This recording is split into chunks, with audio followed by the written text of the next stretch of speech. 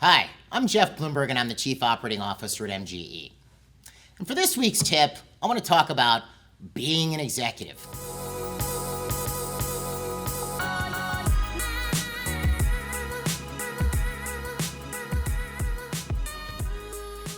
So who's running your business? Who's managing your business? Chances are, if you're a doctor, you're spending most of your time chairside. And you should be, because that's where you're most valuable to your business and to your patients. And you may have an office manager, and your office manager might be keeping up with the day-to-day and making sure that your staff are doing what they're supposed to. But who's taking a look at the long-term projections for your business and making sure that that business is actually achieving its long-term goals? If you're like most offices, probably nobody.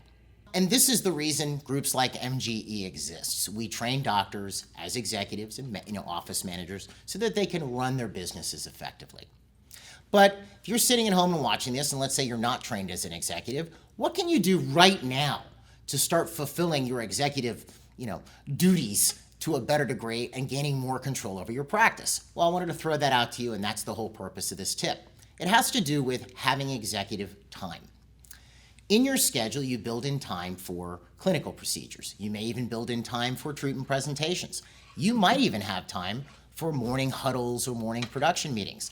But have you built in time where you actually have executive meetings where you're wearing your executive hat?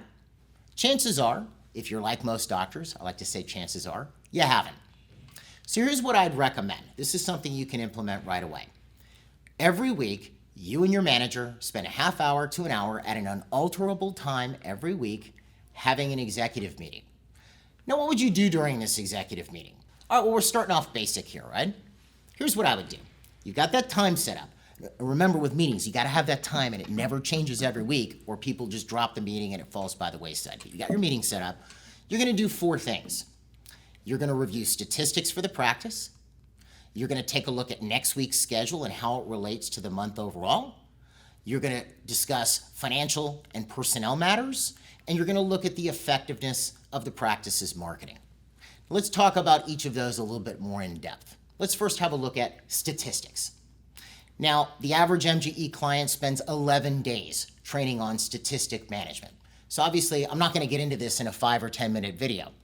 But what could you do right now? The first thing I would be doing is I would be graphing my statistics on a weekly basis. Like, I would display them graphically. And which statistics do you want to be doing this with? Just to start, well, there's a few.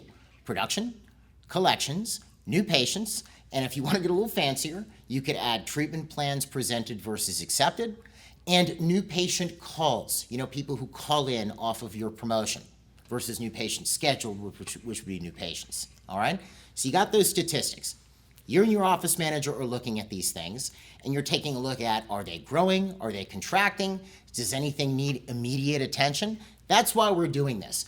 The truth of the matter is running your business without statistics is sort of like driving your car with all the instrumentation in the trunk. How fast am I going?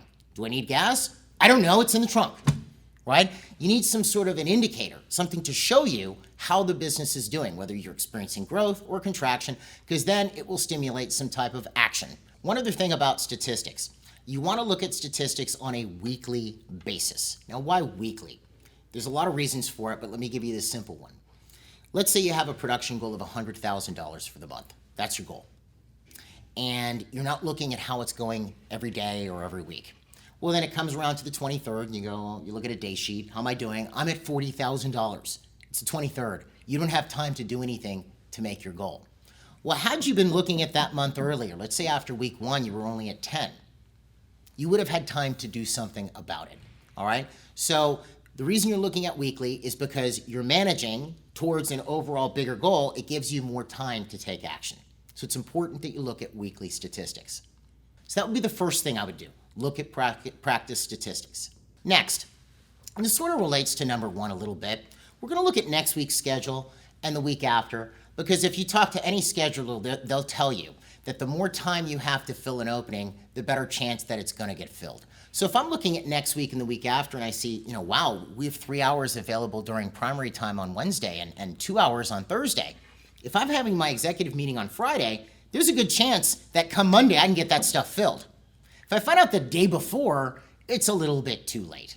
All right? So you're going to take a look at how you're lining up next week and the week after and how it relates to the overall month's productivity. Hey, by the way, if you like this video, don't forget to click the like button. The third thing, personnel and financial matters. Your hygienist wants a raise. Your scheduler is moving out of town. Your receptionist isn't doing a very good job. When do you talk about these things? If you're talking about them 5 minutes here or there at the end of the day, you never really have time to make well thought out and well executed decisions. This is the venue for it. Obviously, if someone is upsetting patients and needs to be let go, fine, you got to do what you got to do, all right? But this is where you discuss sort of how are our personnel doing? Are there any issues? Should we get our assistant trained on how to do this or that and send them to the CE course? That would all be a matter that you and your office manager would discuss during personnel and financial matters. With relation to financial matters, there may be large purchases that you want to get for the office. This is where you would take a look and go, is it worth buying this machine? Is it going to have are we going to actually have a decent return on investment on it? This is where you would discuss these things during your executive meeting with your office manager. That would be point 3. Then we move on to point 4, which is your marketing. Marketing is expensive. Marketing that doesn't work is more expensive, all right? Now, this is where you want to take a look at, we're doing a newsletter, we're doing an ad, we're doing this, we're doing that.